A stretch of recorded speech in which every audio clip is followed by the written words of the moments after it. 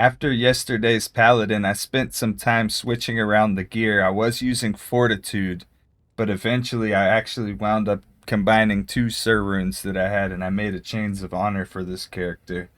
This is my favorite, but you can also use Enigma, which I'll show some gameplay of as well. So we got Last Wish, a little bit more expensive than Grief. Drax, Ravenfrost, Arachnid's Mesh, BK Ring, Gore Riders, Phoenix, High Lords, Chains of Honor, and then Griffins. Then on swap, we got Call to Arms and Spirit. We got just some resistance charms right here, Torch and Annie, Geeds or Jeeds, and then combat skillers, and then we got one random 15 all res charm in here. As far as the mercenary goes, we got Head Striker with Ohm in it, Eth upped Head Striker. Then we got the G Face with the Ruby Jewel of Fervor in it, Plague, and then Fortitude. So the whole idea behind this character is we just have a ton of survivability.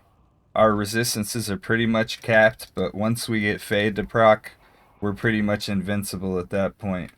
So we can just go over here, stand in the fire a little bit. On top of that, we have 10% chance to cast Life Tap when we're smiting because of the Last Wish, and then another 5% chance on top of that because of the Drax. So we're just super survivable, and then we got capped reses, two of which are over max. So one thing that I like about this character a lot is the Smite. I forgot to show the skills. Let me show the skills before I get carried away. One good thing though about smiting is you're far less likely to be trying to just run past enemies and accidentally start attacking them and get caught up in the middle of the pack. So having Smite here, not even using Zeal at all with this character, is actually preferred for me now, in this opinion, with this particular gear setup. So this is the same skills that I had on yesterday's: maxed out fanaticism, Smite, Holy Shield, Fist of Heavens, Holy Bolt. Those are like my prioritized skills. The one downside to a running character is you have way less control over your mercenary. Alright, we got us a Gimmer Shred. Somebody was suggesting I make a throw barb that uses Gimmer Shred. I might have to do that now after dropping that. That might be a sign. Also, using Holy Bolt is really good for targeting different enemies and everything for single target. And it's also pretty decent against bosses as well. And you can heal your mercenary with Holy Bolt, which is really good for during Bale Waves and stuff. You know, if there's like the Hydras around and your mercenary's taking a lot of damage, or your mercenary maybe is poisoned, you want to keep him from dropping too low on his life, rather than having to go back to town and buy another mercenary.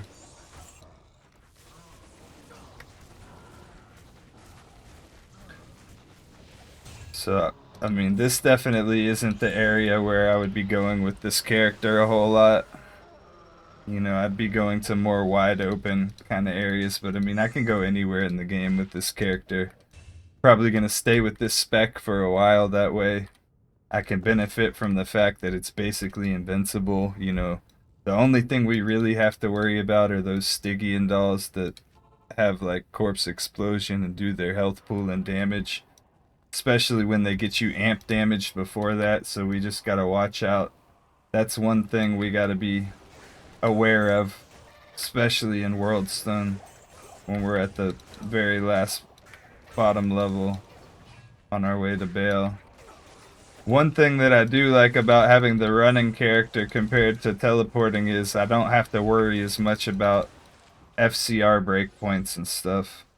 I guess maybe at the very end of the video I could throw a little clip of me using like an Aura Paladin, Holy Fire Paladin, and just show you how strong it is, just running around and everything dying.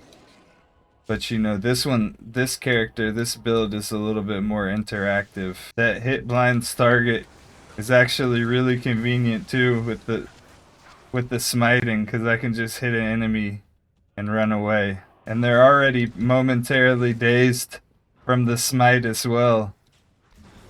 So look at that. Get off me. Let's see if he tries to run away.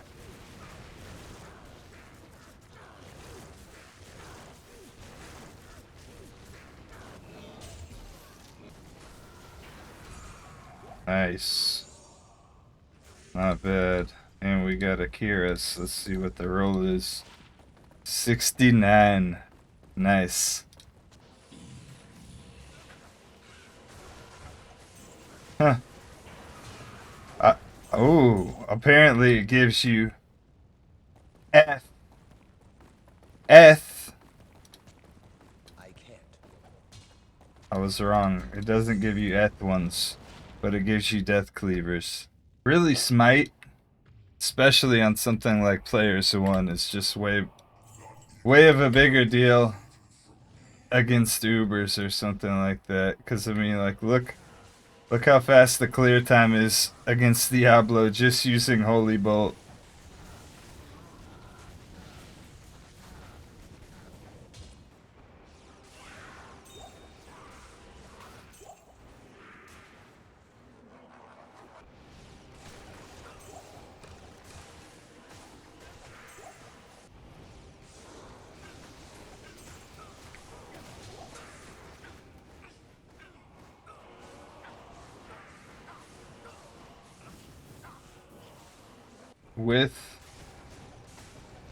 With and without Holy Bolt.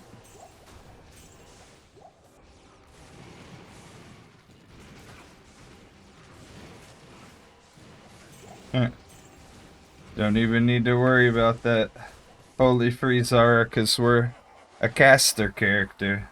Compare Smite to Holy Bolts against Bale. We'll do Holy Bolts next time. And fortunately, Bale didn't teleport away either. Okay, we swapped to Griffins for the helm in order to hit the 75 faster cast rate breakpoint. In order to be able to Holy Bolt faster. If we don't have that, we're a little bit slower with that. So let's see how this compares to smiting Bale down. Gonna have to hit those potions. So yeah, this is definitely slower damage output. So Smite, clearly against the higher HP pool boss, is gonna be faster. And I think that's even the case even if we were to go and be using something like Heart of the Oak and Spirit and having a 125 FCR breakpoint. I think, you know, Bale and Uber's higher HP bosses are just going to go down faster with Smite than they are with Holy Bolt. If you're playing with Enigma, you know, your teleporting's just going to be faster and stuff anyways as well. So that might be just the way that you want to play this character, teleporting, because I mean teleporting's pretty meta compared to running. Some people actually like the process of running around the map though, running around the areas, just, you know, looking at the scenery, playing the game. Let me know what you think though. Just to give a comparison, just for the sake of comparison, here goes Holy Fire Aradin. We're killing things from like 2 screens away because of the high level stacked aura, to the point where it doesn't even matter if we had Conviction aura running or not, because those enemies are too far away for the radius of the Conviction aura to even pick up on them. I gotta watch out for those, because those will fuck you up no matter what build you are. Those in my opinion are the most dangerous enemies in the whole game. The pinnacle of skill. Look at this. This is the pinnacle of skill.